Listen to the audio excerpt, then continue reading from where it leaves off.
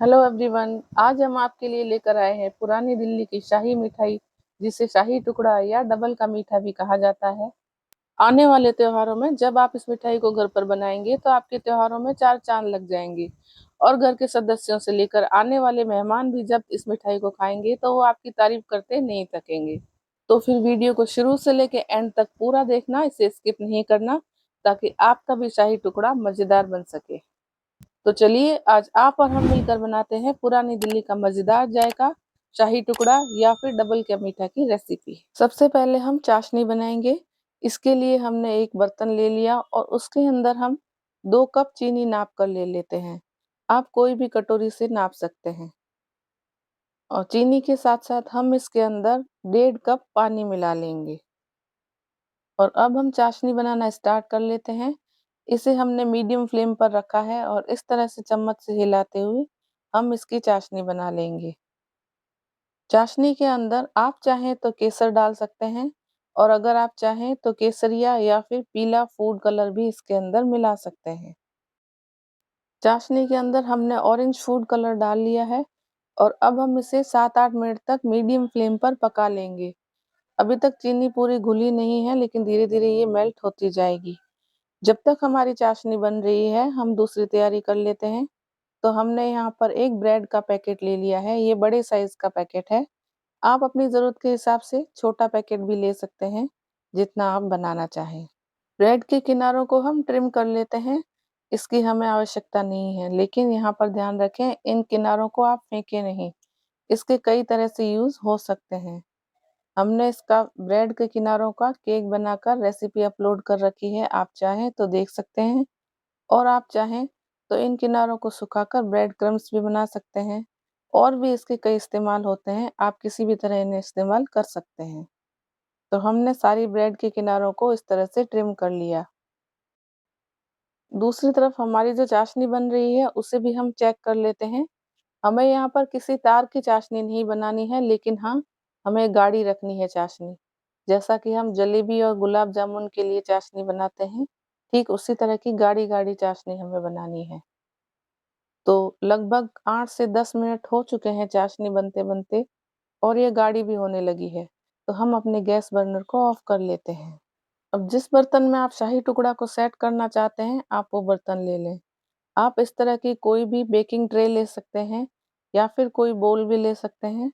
हमने यहाँ पर परात का इस्तेमाल किया है, क्योंकि जामा मस्जिद में पुरानी दिल्ली में जो वहाँ पर सर्व किया जाता है शाही टुकड़ा, वो ठीक इसी तरह परात में बनाया जाता है। तो हमने भी कुछ उसी तरह से आज इसका इस्तेमाल किया है। तो आप भी इस तरह की कोई परात भी ले सकते हैं। ट्रिम की हुई ब्रेड को हम इसके अंदर सेट करके देख लेते हैं कि टुकड़े किस तरह से इसके अंदर असेंबल होंगे। यानी हमें पूरी परात में टुकड़े फैला लेने हैं। तो इसके जो किनारे हैं वहाँ पर ये पूरा नहीं जाएगा, तो उसे हम उस हिसाब से काट भी सकते हैं, और या तो फिर हम मोड़ भी सकते हैं।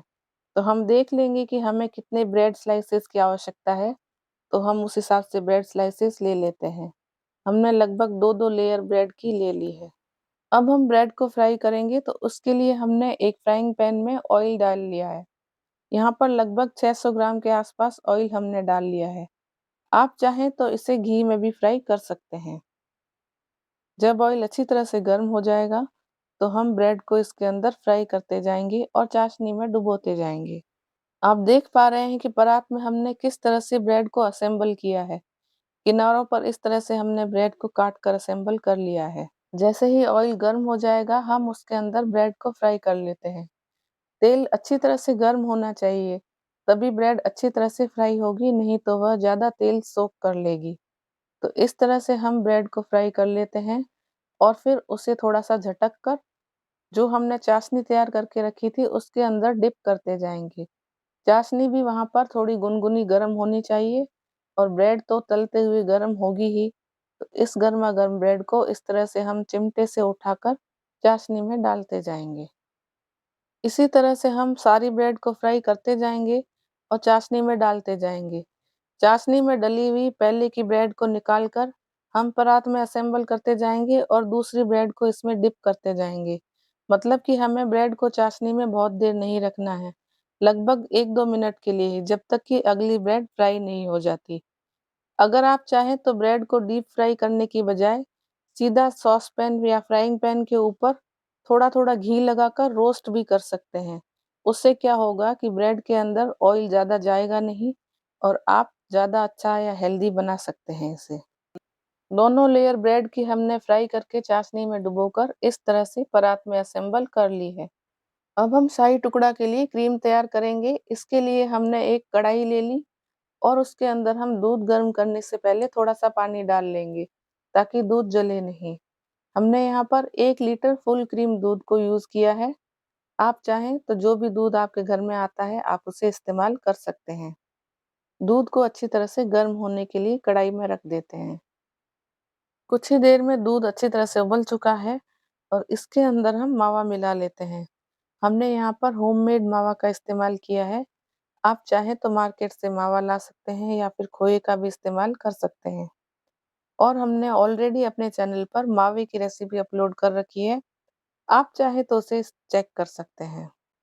यहाँ पर अंदाज़े से आप 150 से 200 ग्राम मावा या खोया इस्तेमाल कर सकते हैं और उसे इस तरह से कद्दूकस करके दूध के साथ मिला लें और कुछ देर उसे भी पका लें। मावा भी दूध के साथ अच्छी तरह से मिक्स हो चुका है और इसके अंदर हमने 4 टीस्पून चीनी मिला ली है, क्योंकि मावा पहले से ही मीठा था। आप अपने टेस्ट के अकॉर्डिंग इसमें चीनी मिला सकते हैं, क्योंकि जो ब्रेड हमने चाशनी में सोक करके रखी है, वो भी तो मीठी है ना, तो आप चीनी उस हिसाब से ही डालें। दूध को उबलते-उबलते यहाँ पर लगभग 10 मिनट हो चुके हैं और अब हम इसे और भी गाढ़ा करने के लिए इसके अंदर कॉर्नफ्लोर की स्लरी डाल लेते हैं। हमने यहाँ पर आधा कप दूध के अंदर 3 टेबलस्पून कॉर्नफ्लोर घोल लिया था और उसी घोल को हम इसके अंदर धीरे-धीरे कर कर डाल देंगे और लगातार चलाते हुए इसे पकाएँगे। बेसिकली हमें करना क्या है कि इस क्रीम को हमें गाढ़ा करना है, इसीलिए हमने यहाँ पर कॉर्नफ्लोर का घोल डाला है। तो आप देख पा रहे हैं कि दूध यहाँ पर कितना गाढ़ा हो चुका है। लगभग 4-5 मिनट तक हम इसी तरह से इसे पकाते जाएँगे और गाढ़ा करते जाएँगे। कुछ ही देर में इस तरह से हमारा दूध गाढ़ा हो चुका है और इस गाढ़े-गाढ़े घोल को हमें तुरंत ही असेंबल की हुई ब्रेड स्लाइसेस पे डाल देना है और यहाँ पर हमें इसे गरमा-गरम ही डालना है। तो इस तरह से चम्मच भर-भर कर हम इस असेंबल की हुई ब्रेड पर डालते जाएँगे। इस क्रीम को डालने में बिल्कुल भी कंजूसी ना करें। जितनी क्रीम हमने बनाई है, वह पूरी हमें इस ब्रेड के ऊपर डाल देनी है। तो देख रहे हैं आप, इस तरह से हम चम्मच भरते जा रहे हैं और ब्रेड को कवर करते जा रहे हैं। हमें सारी ब्रेड को इस क्रीम के साथ में कवर कर लेना है। तो धीरे-धीरे कर कर जहाँ पर भी हमें लगेगा कि यहाँ पर खाली है, वहाँ पर हम डालते जाएँगे और पूरी ब्रेड को इस क्रीम से कवर कर लेंगे। आप देख पा रहे हैं कि हमने पूरी तरह से ब्रेड को क्रीम से कवर कर लिया है और इसके ऊपर हम टूटी फ्रूटी स्प्रिंकल कर लेंगे।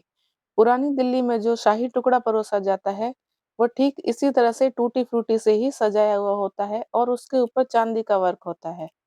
तो हम भी इस पर चांदी का वर्क लगाएँगे, लेकिन अभी नहीं, क्योंकि यह गर्म है।